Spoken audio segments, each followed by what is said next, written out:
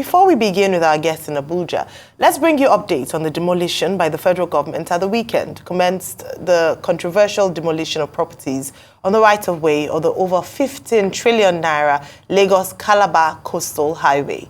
The government urged owners of such facilities along the axis to see the demolition as a sacrifice for Nigeria. Minister of Works, David Umahi, who flagged off the exercise on Section 1 of the road, assured the construction of the highway would mark a major milestone in President Bola Tinubu's economic diversification roadmap.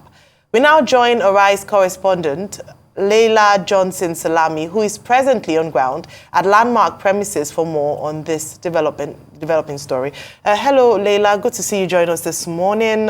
Please, can you share with us what the situation is like on ground there at the landmark?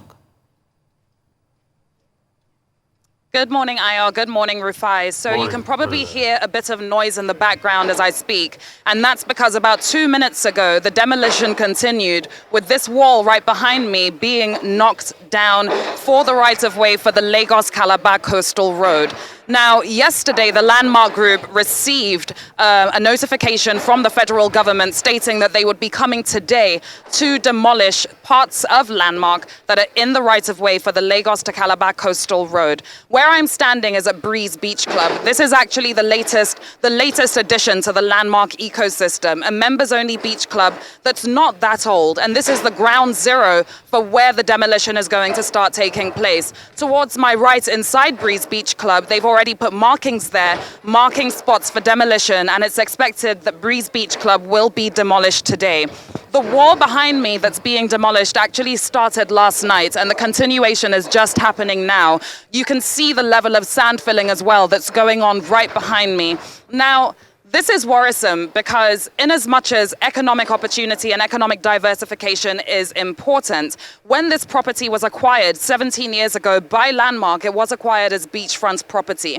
Landmark say that this was not the original route for the coastal road. The coastal road was supposed to be routed on the northern side of Landmark, which is called Water Corporation Drive. If you're familiar with this, we also know that this is a road that was revamped quite recently. So the question that Landmark ask is, why have a perfectly good road on the other side of our property, yet decide to build on this side instead? So demolition is expected to go on all day today. The Minister of Works, Senator David Umahi, is also expected to be at Landmark any moment from now to oversee these demolitions.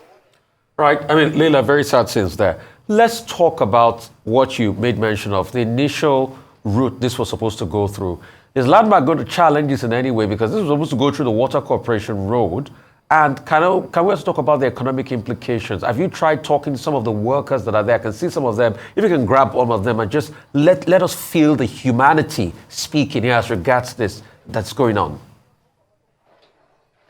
Yeah. Absolutely. So last week we were here and we put a report together where we interviewed a number of people working within the Landmark ecosystem whose jobs are at threat. Right now we're here with quite a big camera crew today. The other half of the crew is over what's called the Kids Activity Center. The lady who owns the Kids Activity Center, this is going to be the second time she's having to move her business or she's having her business destroyed. The first time was when she was over at Circle Mall in Jakonde and they looted Circle Mall. She then moved here to Landmark. And now, as we speak, the Ministry of Works is here marking the demolition spots on her property again. There are people here, young students working here on the beach. That's how they pay their rents. That's how they feed their families. And they are wondering what is going to happen to their jobs. The economic implications are huge. Last year alone, Landmark welcomed 3 million people onto this site, onto this beachfront. It's one of the most popular beach tourism properties, not just in Nigeria, but on the West African coast. Now, the federal government say that what they're looking at is the greater good for the greater number. Everyone understands the need for a coastal road. Most major cities on the coast have coastal roads. That's important. But must the coastal road from Landmark's side be on this side of their property, getting rid of the beach, which is essentially what Landmark is built on? That's where the argument comes in. Rufai, as for Landmark challenging it, to the best of my knowledge, not yet, because the federal government right of way is right of way.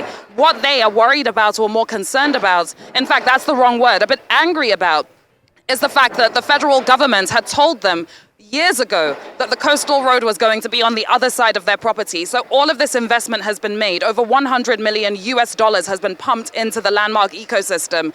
And now the worry is what's it going to look like a year from now? What's it going to look like even just this evening after demolitions have gone on all day? So there are huge economic implications, especially for beachgoers and the 4,000 people working here directly and 12,000 people who also indirectly get their stability from the landmark ecosystem. So lots of jobs at stake here, and it's quite a worrying situation.